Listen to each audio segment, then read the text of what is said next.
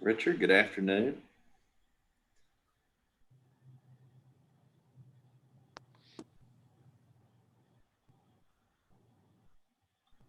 Hi, everybody.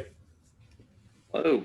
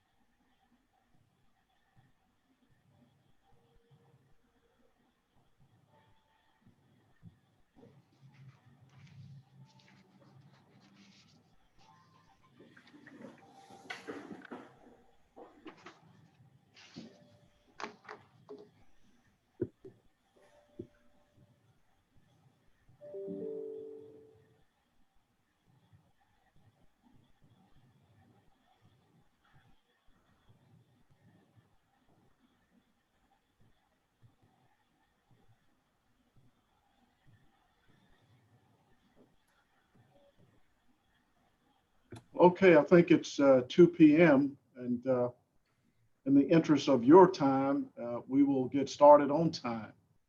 The provost and I co-chair the UPRAC committee. So on behalf of Dr. Hell and myself, we want to welcome everyone to the Zoom call today. We look forward to a good engaging conversation with you about budget and financial planning. We're going to ask the Chancellor, Dr. Engel, if he would give some opening and welcome remarks. Well, thank you. What a time for us to be looking at our budget in the middle of COVID. We certainly have been cautious, and we probably will continue to be a little cautious. As we're thinking about retention of students and their connections to the university. Some of the things that we have really worked hard on doing are not possible given COVID, getting student organizations together. Last night, several of us, and Dr. Freeman and I met with the NPHC students, and I mean, they're really concerned about the freshmen that are not able to connect. And we've heard this from other student organizations also. So budgetarily, there's an impact there if something happens with enrollment. So we will continue to be a little cautious, but we've been doing well. And I appreciate the stewardship that each of you have exercised and dealing with this time of uncertainty.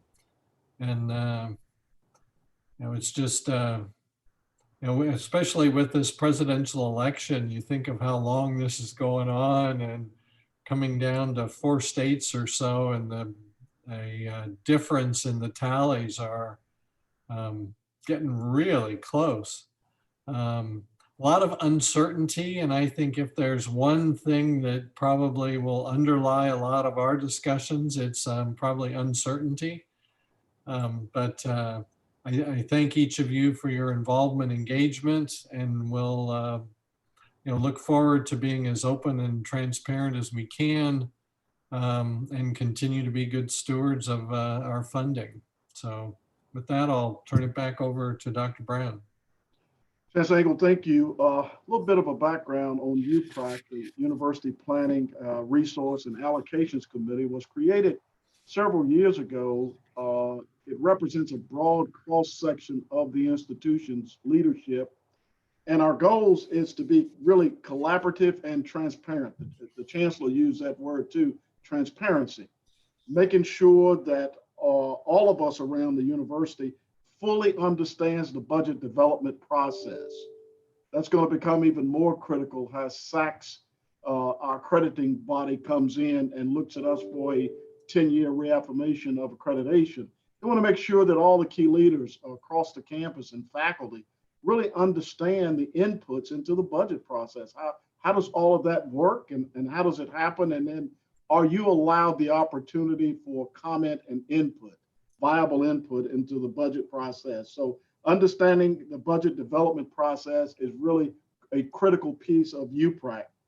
And of course, to ensure that our planning really aligns with the strategic goals of the strategic plan that the chancellor and the leadership team puts forth to the university.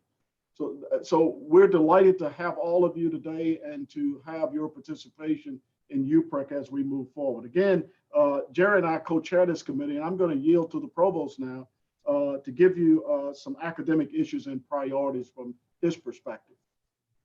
Richard, thank you very much.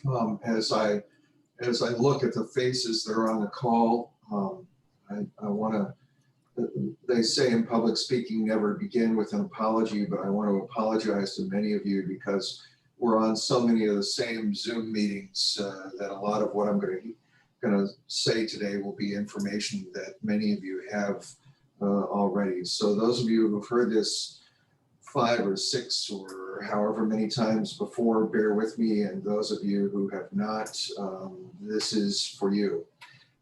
There are essentially 4 issues that I'll address very broadly for you that have budget implications related to academic affairs.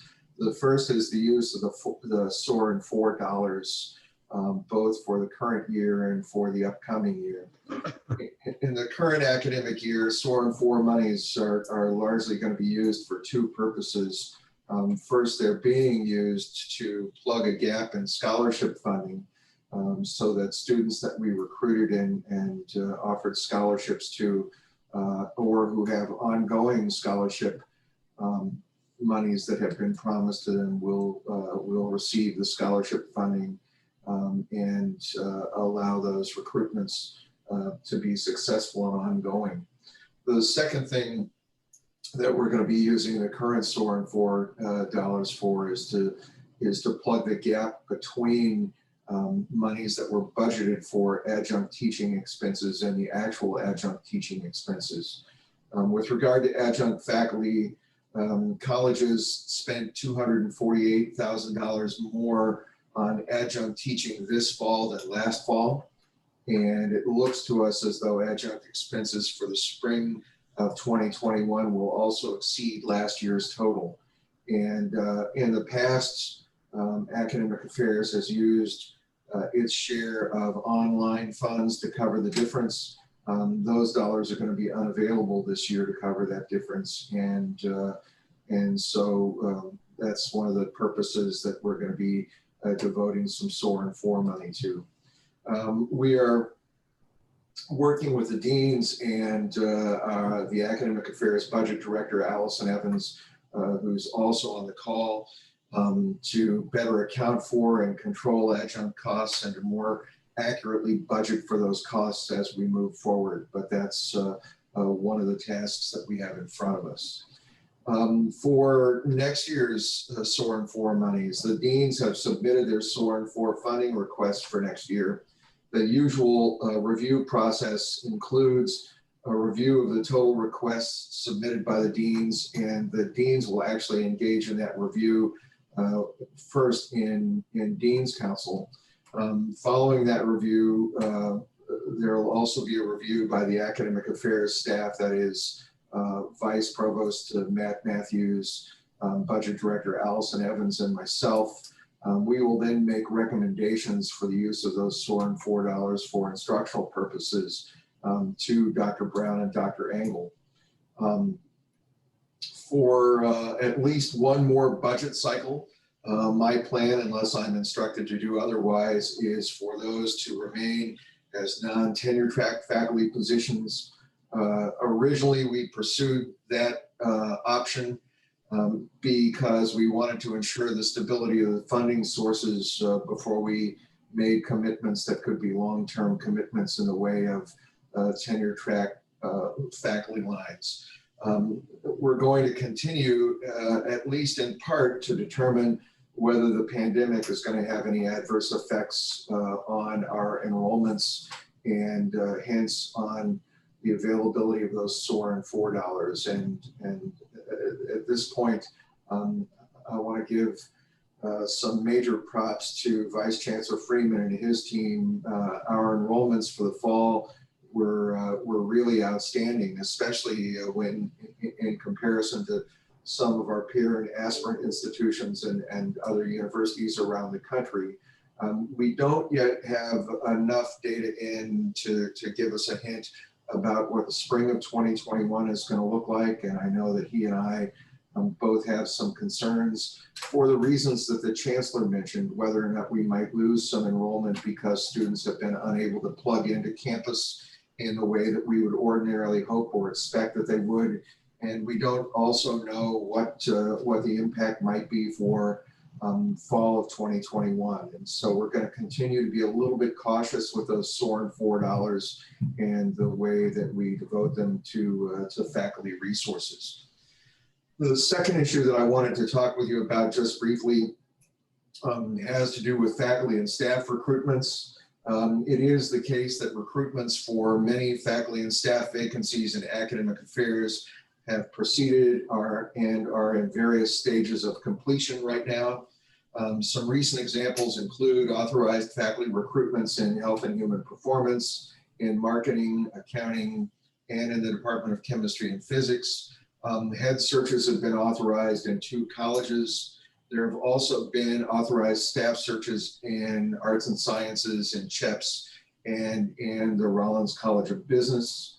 In each instance, what we've asked is we've asked the deans to make a case for the recruitment, and the deans have made a compelling case for the recruitment of those positions and a case for them being a priority for the college and also for the Department of Program.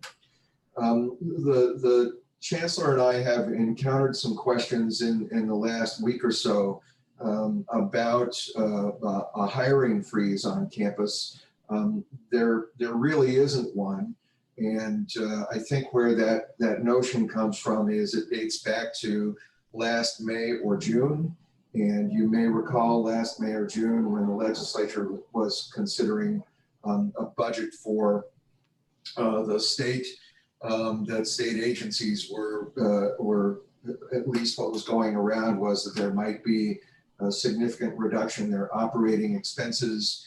And we began planning at that point in time for a 5% reduction in our overall operating expenses. And what happened at that point in time is our budget director, Allison Evans, met with each of the deans. The deans formulated plans for their colleges for a 5% reduction in operating expenses. I want to be completely transparent. Allison also had a meeting with me to plan for a 5% reduction in operations where that have direct ties to the office of the provost. And so we went through the same exercise, as I think did every division on campus. But what happened as a result of that, most of you will remember, we were held harmless, that is, higher education was held harmless by the legislature at the time. And rather than release those monies because we didn't know what would happen to sales tax revenues moving forward, and hence the budget outlook for the state, we have held them back pending what the legislature does when it reconvenes in January. And so involved in those 5% holdbacks by various colleges were some faculty lines. And the important thing to know is that where those holdbacks occurred, they occurred at least with the knowledge and assent of the deans. Certainly, I don't think any of us wanted to hold back vacant lines or that salary money in those instances, but those were the best decisions that could be made at the time. We held that money back pending what would happen in January, because we were afraid that if we let departments and colleges encumber the money and begin recruiting, and then there was a mid-year budget correction, that the only way to deal with the budget correction that we would have experienced, especially if it were that significant, would be through a reduction in force. And the one thing I can say, if nothing else, and there are so many good things I could say about the folks that I work with on a regular basis, is that they've been committed to keeping people working on campus. And so we wanted to make sure that we had options other than a reduction in force for current employees when that occurred. So we're waiting to see what happens in January. And if we get good news in January, then we'll ask the deans to do the same thing for those monies that were being held back. That is making a case for the notion that those lines are mission critical and how they'd like to use them, whether they want to use them for their previous purpose or repurpose them in some way, but we'll be having those discussions. The remaining two topics that I wanted to chat with you about briefly are the third is the strategic planning process and the impact that it will have on future UPRAC reports. Most of you are aware at this point in time, in fact, many of you are subcommittee members or integration committee members for the strategic planning process that we're undergoing to come up with the university's next strategic plan. The subcommittees are organized around goals in the current strategic plan, that is diversity and inclusion, teaching and learning, scholarship, innovation and entrepreneurism, and stewardship of resources. And suffice to say, the goals and priorities that we settle on as a campus are going to influence the budget priorities of the entire campus moving forward, and certainly of academic affairs.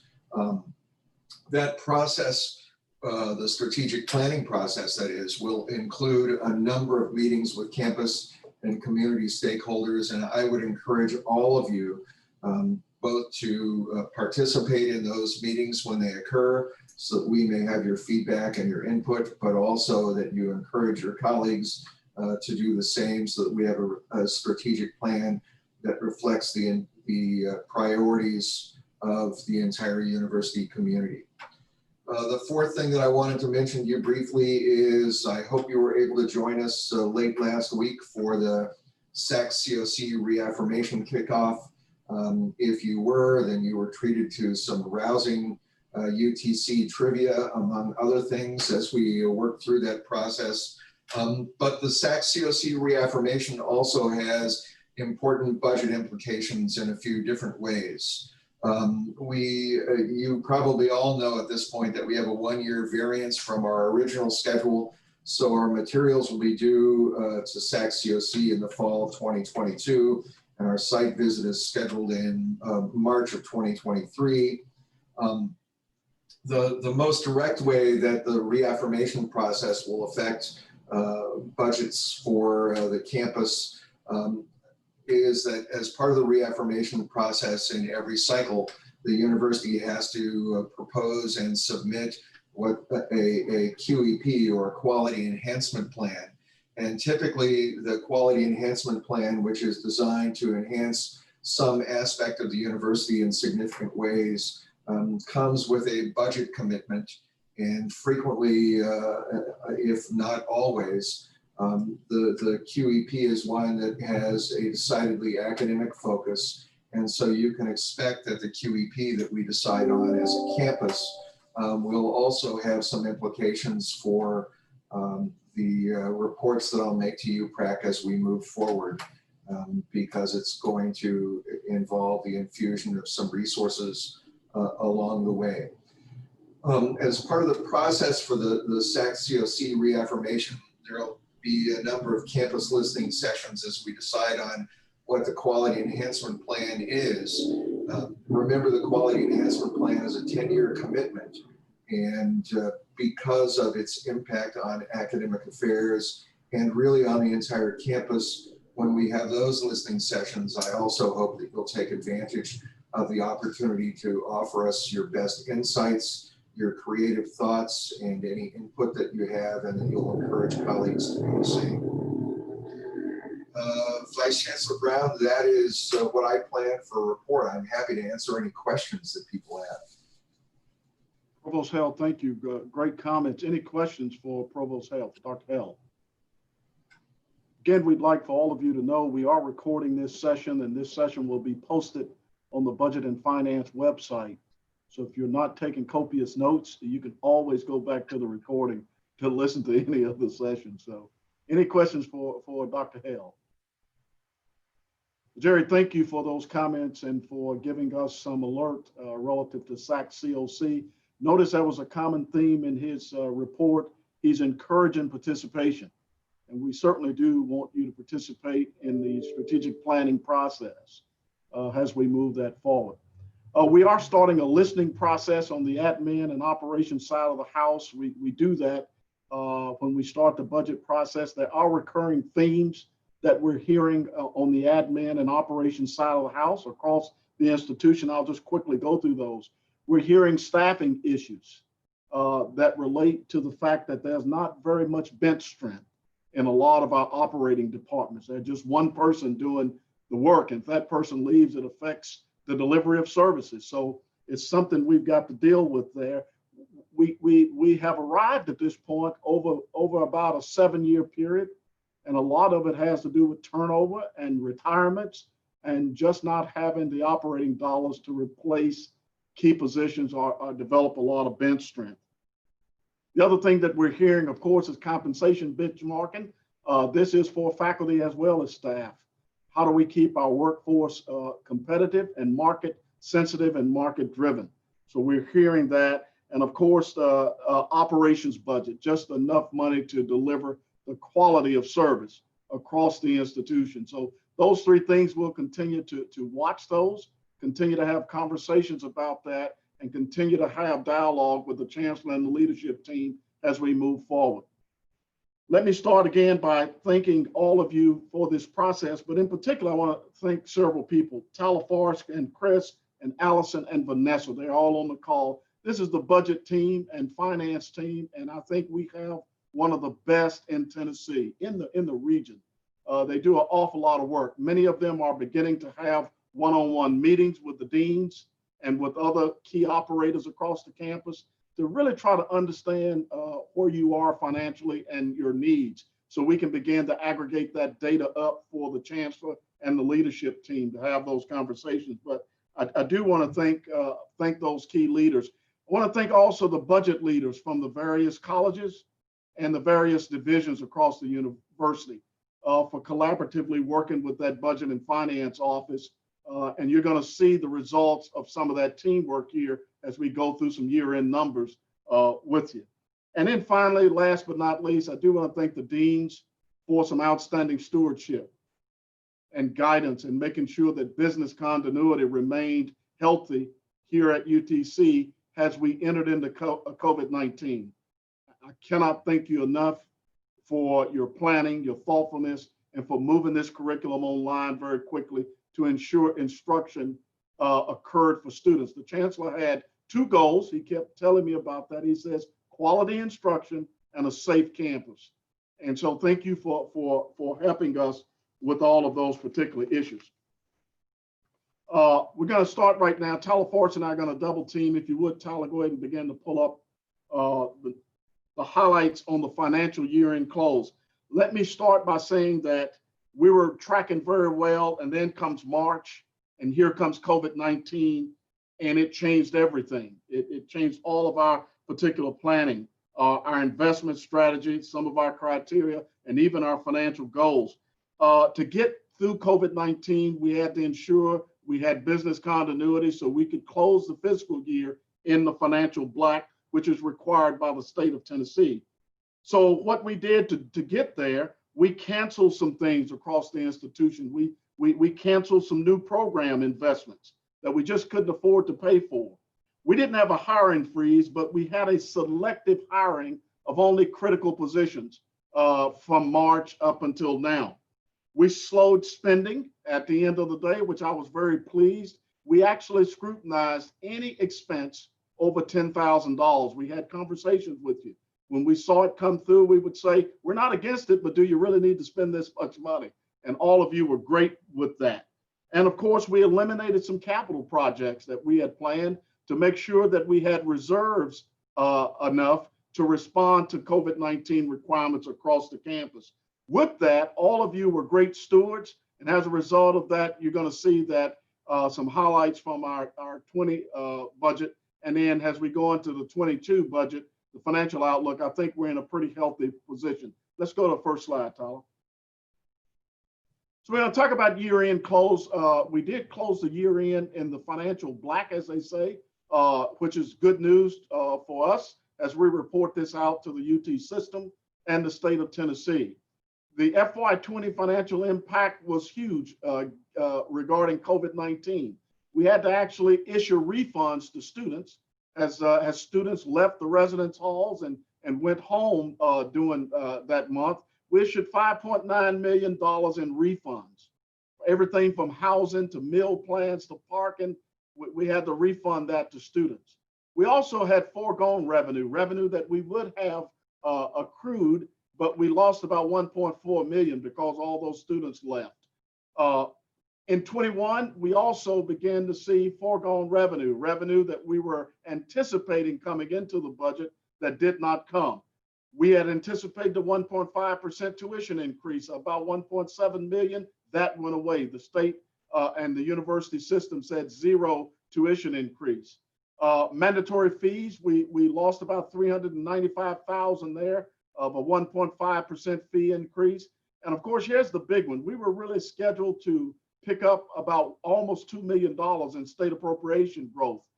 UT Chattanooga continues to be one of the top performing public universities in the state under CCTA, the performance funding formula.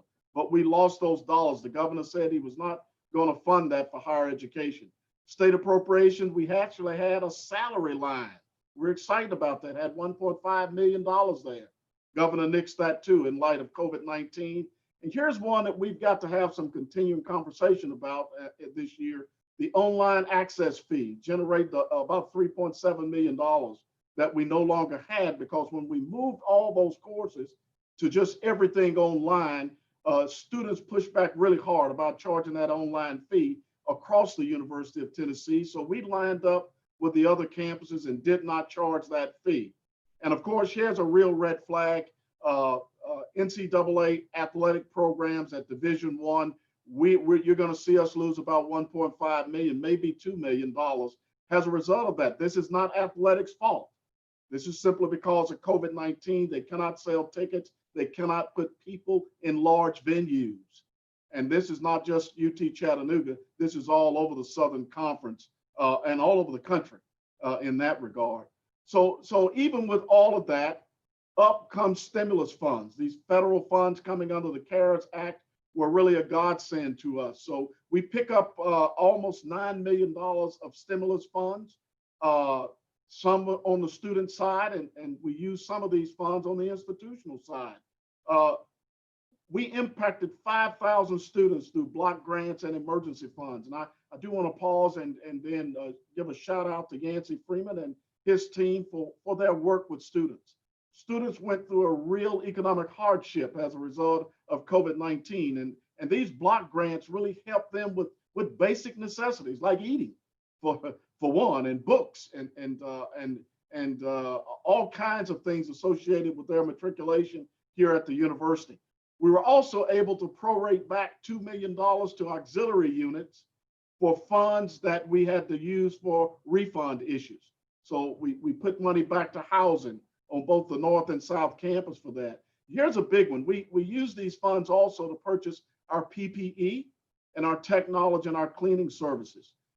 In essence, every student that returned to the university in the fall received a nice letter from the chancellor along with 2 face masks, because we were very, very serious about our response to COVID-19. And this PPE had a lot of cost to it. So as you can see, we still have a lot of, well, a bit of those funds still remaining. And we were able to allocate some for our COVID-19 testing process here on campus. So all in all, these funds were very, very useful to us to get us to a great year-end close. Next slide. Our highlights for the year end, again, we closed in the black. We maintained a very positive fiscal health for the university. If you will notice, we did not experience layoffs or furloughs across the institution, simply because our reserve funds were in solid shape and our planning was spot on. Our fund balances, those are what you would consider an emergency fund, are within THEC preferred ranges. We're required by the Higher Education Commission to keep our fund balances in a certain range. The E&G, these are state dollars now, range is 2 to 5%. Our range right now is 4.38%, very strong. Our auxiliaries also have a range of 3 to 5%. UTC, we're at 5.07%. We're still strong, even with dealing with COVID-19. And our auxiliary units are stable. We've got great partners in Aramark and Barnes & Noble bookstores. All of those things are working very well. Here's a key factor. All the notes and bonds payable, all of our debt that we have in terms of capital expenditures have a solid revenue stream to support the payment of that debt. That's one critical thing that SACS will come in. That's the first thing they look at. They call it leveraging, whether or not the campus is any financial bind to pay off its debt. So we're in really, really good shape. They're great year-end results. I want to thank you for your stewardship that allowed us to get there. Next slide. We have a carryover policy. This is, I always tease and tell Tyler and the others, I call it budget dust. It's the money that's left over at the end of the year. And some of it gets to be a little larger than budget dust. But we have automatic carryovers. We try to make sure that when lab fees and F&As are left at the end of the cycle, we don't sweep those. We return those back to the academic departments. We also return back summer school incentive money. And we can say we do 100% of those to divisions and colleges and units, and we don't tax those funds at all. We did withhold 100% of net balances, that's E&G money, to aggregate up a fund for institutional investment to deal with COVID-19. We funded non-recurring budget obligations with those. And we provided, again, a contingency for COVID-19 support. So the chancellor had some flexibility if an emergency came up during this year. I'm going to get Tyler now to go ahead and talk through these next few slides on the division balances and on year-end close. Tyler, would you do that for me? Good afternoon to all of you, and thank you, Dr. Brown, for going over those first few slides. What you'll see in front of you is something many of you all have seen a number of times before. I'll show you just a slight lay of the land before I go over it. Obviously, each division is outlined, as well as a column for year-end balances, which was the starting gross balance for each division, as well as the approved carryovers, which were those F&As, lab fees, and other items that were pre-approved for each division. And then the net balance, which is the balance that Dr. Brown mentioned, was carried over or was retained by the institution at 100%. So in looking at the chancellor's office, the slight surplus of $16,870. By far, the largest division on campus is academic affairs with a net balance of $1.2 million, but that was after returning almost $3 million in F&As, lab fees, and other non-recurring or in other approved carryovers. The Vice Chancellor for Research and Graduate School had $276,000, Administration and Finance $626, Enrollment Management $396, and then I will skip down, as you see, Information Technology had $0, but Athletics did have a deficit of $471,000. And I know some of you may say, wow, that was a large deficit. However, given the strains that were put on them at the end of last year, we actually found this to be quite good that it was not greater than that. It's way less than what our early predictions were. So I will commend the athletic team for a great job done there. I know Beth is on this call. So Beth, thank you to you and Mark for all the good work that you did there. Communications and marketing had a surplus of 45,000. And then the institution, which is essentially what's left over in every other, or in all the, that's not included in any other division, I should say, at 539,000. And then also I'll note a loss of 218,000 in the auxiliary and housing units. Had we not had the CARES dollars, which was mentioned that we prorated $2 million out to these units, that would have been a $2.2 million loss. So that was a substantial backstop to each of those units there. So we're very thankful we were able to do that. On the mandatory fee side, I won't go through all of these, but I will point out just a couple of the larger balances or noteworthy balances, I should say. The facility fee had a surplus of $1.4 million. That is largely obligated to future capital needs or other obligations related to facilities that we have. The debt service fee had almost $900,000 surplus. That also is obligated to future debt obligations or future capital obligations. There was a negative in the online access fee of $377,000. As was mentioned, that was not collected in the summer semester. So we did have to backfill some of those dollars with reserves there. And then there are some fairly substantial balances left in differential, starting with the business through the OT differential. However, all of those are obligated in one way or another within the colleges, or in particular, usually for capital needs in those colleges. Here's a historical chart of our E&G Fund Balance dating back to 2016 through 2020. As some of you all have heard me say, when Dr. Brown started his current job, this balance was $700,000, which granted that was 20 years ago, but I think it is fairly remarkable that this has been able to grow to $8.25 million. This is well within the THEC range and something that the institution certainly should be proud of. It's definitely a nod to financial stability. Here on the auxiliary side, starting back in 16 to 2020, the balance also has grown by a little over a third in that period of time. And these are very good balances also on the auxiliary side, especially going into an accreditation within the next year or so. Debt has already been mentioned once by Dr. Brown, but you'll notice we have had a substantial increase in debt, largely starting back in 2017 as we began bonding the West Campus housing units. It got as high as $103 million, which was a historic high for this campus. However, I will note in comparison to peers, that is still a remarkably low debt load. That's down to about $100 million as of the end of the year. And with our October payments that we just made, I would dare say that's probably in the $97 to $98 million range.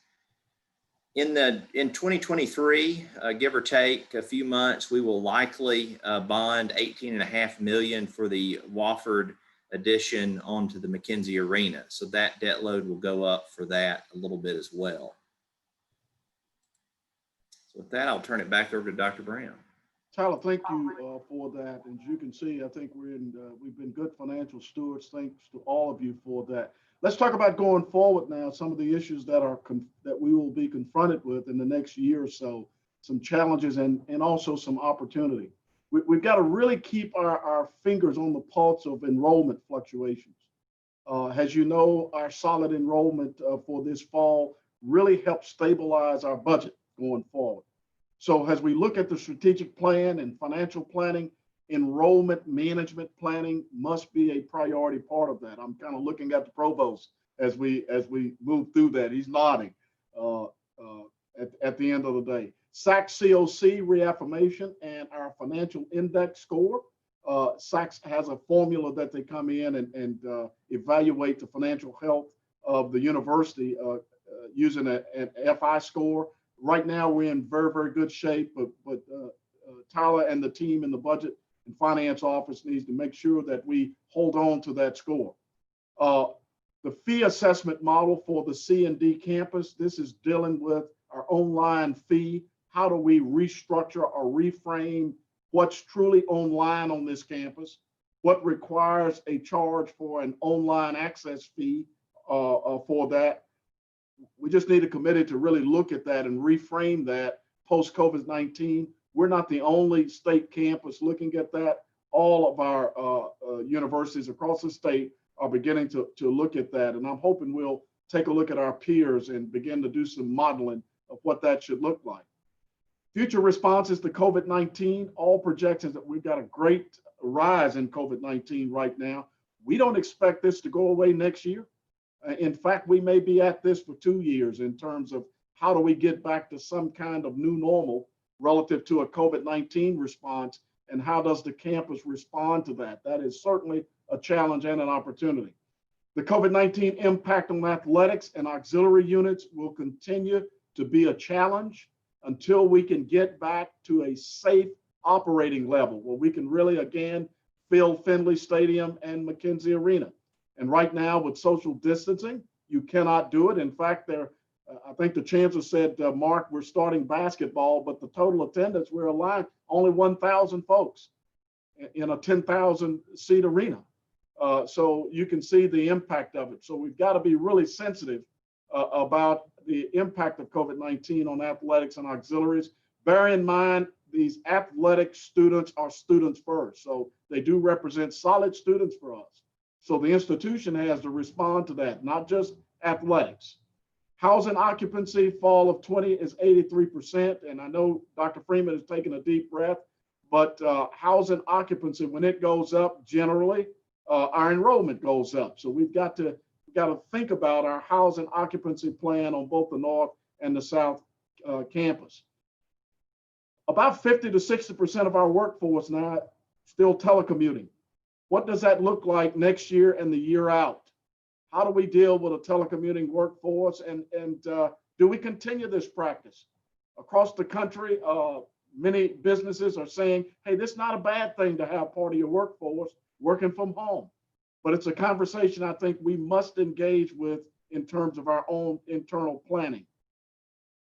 Capital outlay, the chancellor and I have been talking about that, getting some capital projects teed up to go to the UT system and TEC, but capital outlay may become very limited as the state begins to look at its economic positioning.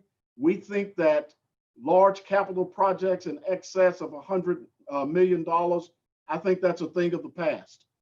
I think if you cannot benchmark these projects between 50 million to 70 million, it'll be very difficult getting things through state government to get them funded and get them in the governor's budget. Philanthropy and right sizing the university. Let me say that all public universities are looking at philanthropy. Our work with our own development division and the UC Foundation will be critical to this institution as we move forward. The recent data suggests that in excess of 25 to 30% of base budgets may be philanthropic in nature. So I say to all of our deans, all our department heads, we're all in the business of raising money at the end of the day. So let's think about that. And again, right sizing the university, making sure that our workforce is the right size workforce to deliver the highest quality of education to our students. All of those things we will begin to look at. Some of the things that we must begin to consider as a UPRAC and as a planning committee is cost going forward. These are things that we're looking at possibly investing money in at this point. There's a scholarship gap that we've got to close. We thought we would have gotten that closed in the last budget cycle, but the governor again did not move forward any state support. Our scholarship gap right now is about $2.2 million. We need recurring revenue to fix that at the end of the day. We cannot take this money off the table. If you do, it negatively impacts your enrollment, because guess what? Every public university in the state is really benchmarking scholarships to get the best and the brightest students. So I think we're doing the right thing in our investment in scholarships. We just got to close the gap on that. The cost of contingent faculty, the provost mentioned that a while ago, having enough recurring revenue to pay for adjunct faculty, right? Lecturers and everything but non-tenure track faculty. About 10 years ago, we had a huge budget deficit. due to the economic conditions of the state and the country. And one of the things that provost removed was this contingent faculty budget, was the adjunct budget. And the provost and I do know that this is critical to support the instructional purposes of the university. So Jerry will be having conversations with many of the deans, and I'm sure with the budget committee, to try to benchmark what that needs to look like and how can we phase that back in over time, making sure this adjunct budget is solid. Strategic plan investments, you heard the provost talk about the QEP, the Quality Enhancement Project. It is a 10-year commitment. And when SAC-COC arrives, they're going to want to know, where's the money to support your QEP? And you must be able to demonstrate that you are investing in the support of the QEP, and that is important to the campus. Allied research support for applied research is something else that's beginning to hit the table right now. We have divisions like the SIM Center and others across the campus in engineering that need some support for applied research across the institution. We'll talk about trying to benchmark that. Enrollment initiatives, staying competitive with enrollment, our outreach, which also gets into a marketing plan. All of these things are really important when you look at costs going forward. Competitive compensation is very, very critical.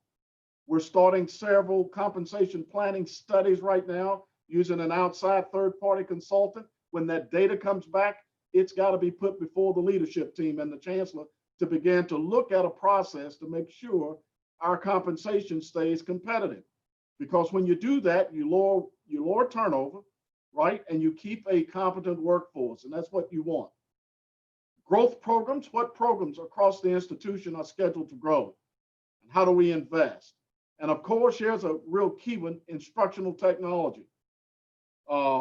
Vicki Farnsworth comes in, is doing a great job with IT as CIO, but one of the things that's really missing is an instructional technology plan that's fully funded and over the next 3 to 5 years. We must begin to look at that. And of course, marketing initiatives. If you drive anywhere in Tennessee and look at a billboard, you have other universities in your space. Everyone is marketing inside of Chattanooga.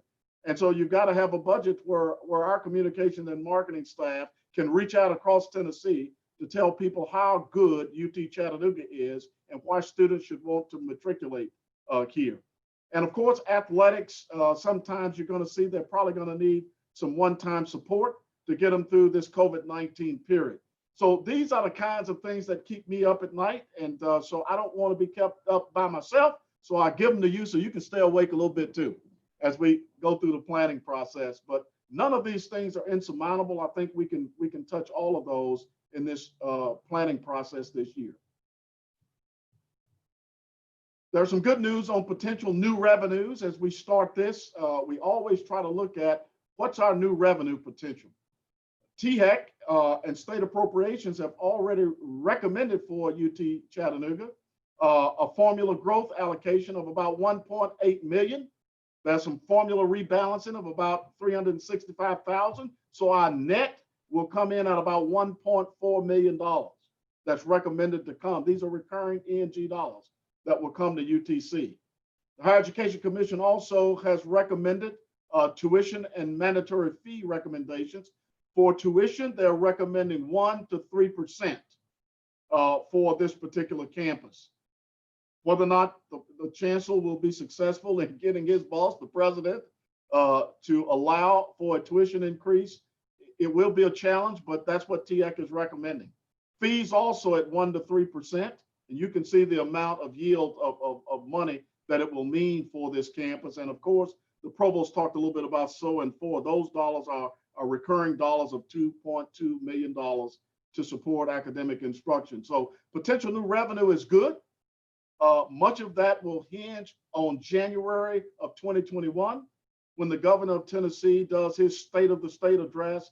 And within that address, he talks about the kinds of things he will fund or not fund, inclusive of higher education. And bear in mind, higher education competes against 5 other state priorities that are statutory in nature. Every dollar appropriated for higher education is a discretionary appropriated dollar. And that simply means that we must prove our value proposition every year, every time we open the doors. And what that means is that we must be graduating students to make sure Tennessee is a workforce ready state. And I think that's what the state legislature and governors look at. Any questions about potential revenue? This is good news, by the way. It's a good start if we can hold that. Okay, all right. There are capital projects that the chancellor is thinking about right now. We're trying to benchmark these and size them up. The health science building right now at about $70 million. We're completing some of the programming and planning for that, but that's a building that he will be looking at. McClellan Gymnasium renovation and addition to McClellan at $57 million. We're in the process of programming and trying to shore that project up for presentation as well. Fletcher Hall is another project, the addition, which will be funded by donor funded. Dean Dooley, thank you, and donors, at about $74 million when we finish the planning on that. A beautiful addition that will go all the way down Douglas Street and change the overall appearance on the west end of the campus. And again, we're talking a little bit about a new housing complex in and of the area of Douglas Street and Oak Street, in that particular area, to be a gateway from Oak Street into downtown Chattanooga. We're excited about just starting the conversations, but all of it is too early right now, but we're thinking about that. And the chancellor has really teed up the planning on some pretty significant capital projects that will change this university for years to come. And of course, we will share this budget timeline with you. Tyler, do you have that in front of you? There you go. We want to talk about the budget process and timeline. Go ahead, Tyler. Yes, sir. Thank you, Dr. Brown. I certainly won't read this to you all. It is posted online, but I will point out just a few things of particular interest. Right now, I'll go ahead and skip down. We're already to the UPRAC meeting here November 20th. So congratulations for completing the first 5 steps of this process. Some of you may not have even realized you completed them, but you did. So thank you for doing that. We'll move into, in November and December, the conversations with the colleges. The chancellor wanted to start this last year, and we all found this to be very helpful to really understand how each of the units, and particularly the academic units, what their needs were and what their priorities were. So we will have that again in November and December. Those meetings have already been scheduled, and for those that are participating, they're already on your calendars. In late November, the chancellor will finalize the SOAR and 4 budget for fiscal year 2022. I know there were some ask for that went out today, and that will be one of the final pieces of that. So if you received that email, please do look at it. In December, the vice chancellors will continue working with each of you, budget managers and others, to form their division budgets. And then a date that several of you all have asked me about, January the 15th, we ask that each division budget be into the budget and finance office on that date. And I will send this out specifically again with that date, so each of you all will have it. As has been referenced in this meeting several times, the end of January is somewhat like a holiday for Dr. Brown, myself, and several others, because we always look for the state budget to come out that day to see what's included for the university. And we will again do that this year. Throughout the spring, early spring, we'll try to finalize the budget, working with the chancellor and each of you all. And then that will be presented to the UT system typically in April. We'll also have a town hall of sorts. I would imagine it would be virtual. I would love for it not to be, but last year we did have 444 attenders at that town hall, so it did work out fairly well. Then of course our budget will be presented to and hopefully approved by both the Campus Advisory Board and the UT Board of Trustees, typically in late June. So it's a lot of opportunity for all of you to participate in this process and have great input into the budget and financial planning process. We're going to engage questions now. Any questions regarding anything we presented to you? I just had a quick question about the budget submission process. So budget proposals were due Monday. And then Yancey's note today is the second piece of information we provide to support those funds. I was a little unclear exactly how that was all going to work, but wanted to ask. Yeah, I can try to answer that question, Tyler and Dr. Brown. That is the second piece of academic support dollars for $15 and $4. If you remember, Dean Litka, last year we did this around the same time to begin formulating proposals around those that would be reviewed by Dr. Brown, the provost, and myself, and then up to the chancellor for final approval. But those are, those connected $15 and $4 that are around the academic support piece of it that are different than the faculty, line dollars that were there previous, that go to academic affairs.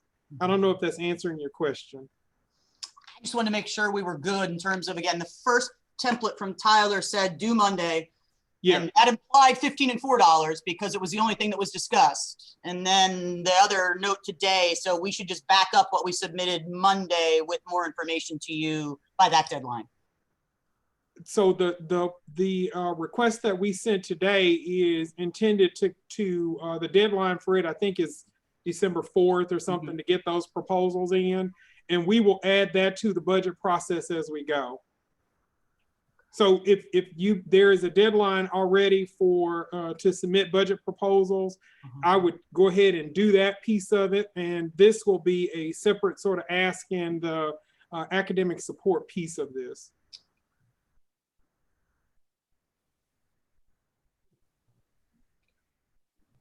I don't know, did I see Lori Pugh? Is she on the call? Yes. I'm here. There you are. Lori is engaging an outside firm to do some compensation benchmarking for faculty. And sometime during this process, we will have her on to present that data to you. So we're really excited about being able to do that. We're looking at things like compression issues, equity issues between disciplines, and all. I mean, we're cutting this data a lot of different ways. So we're excited about that, and it'll be peer assessed as well. As soon as we get that back out, she's going to present that to the chancellor and the leadership team first.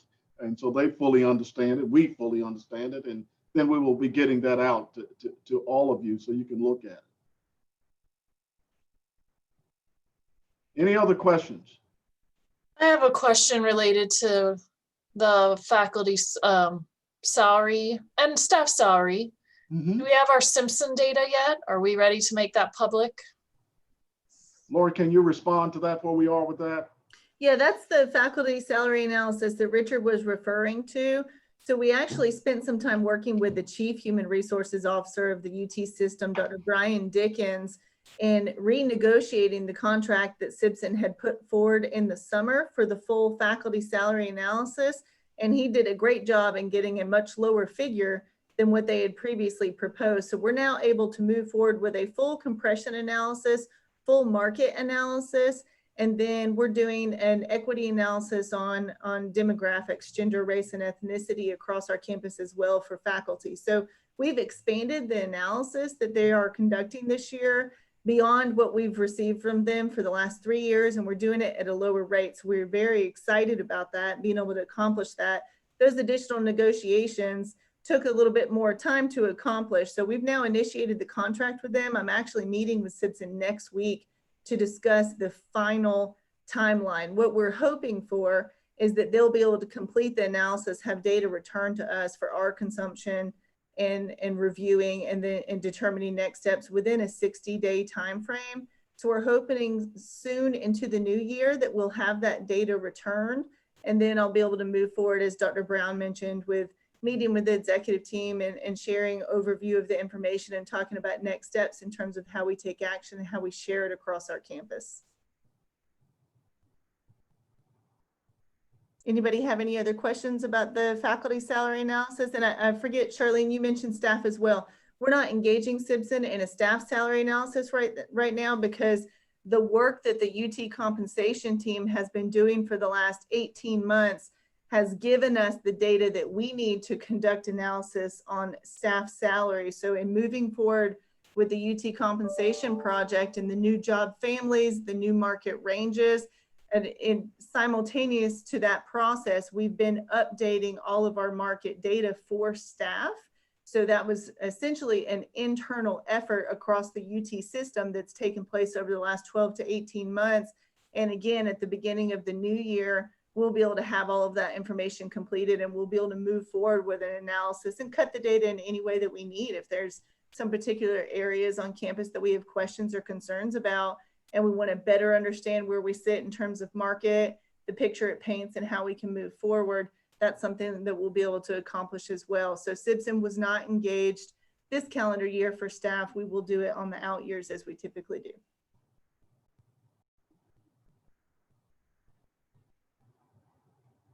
Again, I want to say to all of you, this entire session is recorded, and we will post it very, very quickly on the Budget and Finance website.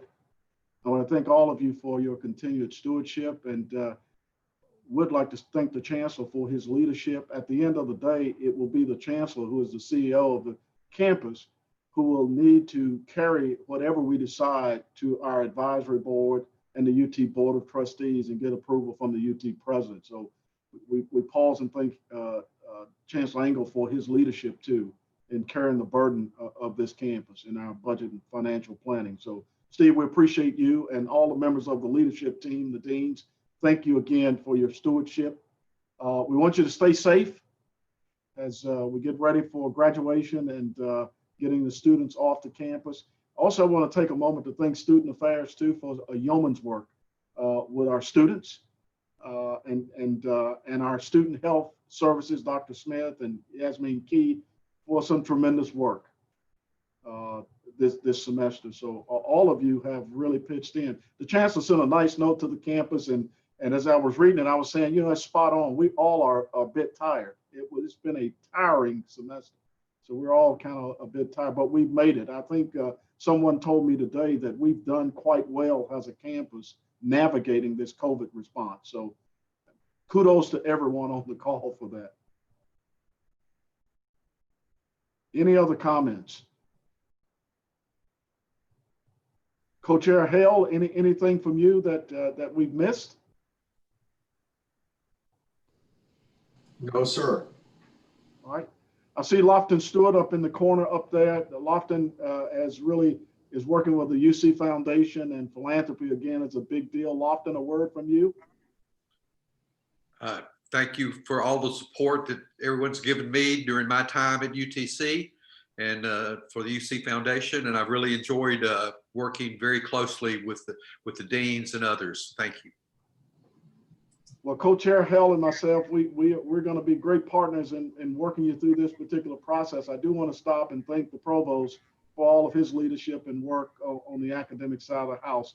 That is our enterprise. That's essentially what we do, is that we teach and research here. So Provost Hell, thank you. And Tyler, did I miss anything from the budget side? No, sir. All is good. Thank you. Chancellor, I'm going to turn it over to you for final comments. Well, thank you. I appreciate what everybody's doing. I hope you do feel proud of what we've been able to accomplish. When we started to figure out, late in the spring and into the summer about what this fall semester was going to look like. So we've had a couple of people join our team right before COVID. Vicki Farnsworth came in as Vice Chancellor in IT, and she's done an incredible job. Pam Riggs-Glasgow as Dean in Arts and Sciences. We haven't gotten to know everybody as well as we might have during normal times, but we will. But thank you all for being such a great team to work with, and it's your commitment and passion that's gotten us where we're going. And so we look forward to final 2 weeks of semester and getting prepared for the spring semester. And we've had several questions about this break over the holidays, and we just cannot, as an entity of the state, extend days off. But we sure can work with who works from home, how to manage workload. And each of you and your leaders in your divisions know how best to manage that workload. So I encourage you to work with them. Many of our faculty are going to have a lot of flexibility, and some of the staff just don't have as much flexibility because we're expecting them all to be here. But we will have an extended period without a lot of people on campus. So how can we help the staff with some workload, because they've been at it all semester. They're not going to have the days off before Thanksgiving that our faculty, many of them will be working on examinations, some holding office hours, interacting with students, but there's flexibility there in that time. And so what we can do to provide flexibility for staff, I know they'll appreciate it. So I encourage you to do that, knowing that everybody's going to be working, but just a little bit of acknowledgement also, I think, goes a long way with people who have been in a marathon running full steam. So thank you to all of you. And thanks, Dr. Brown and Dr. Hale, for your leadership. I appreciate what you're doing with UPRAC, and look forward to this year's budget process and seeing how it goes. Okay, thank you. If there's nothing else, we're going to say good afternoon. I'll give you your day back. Thank you.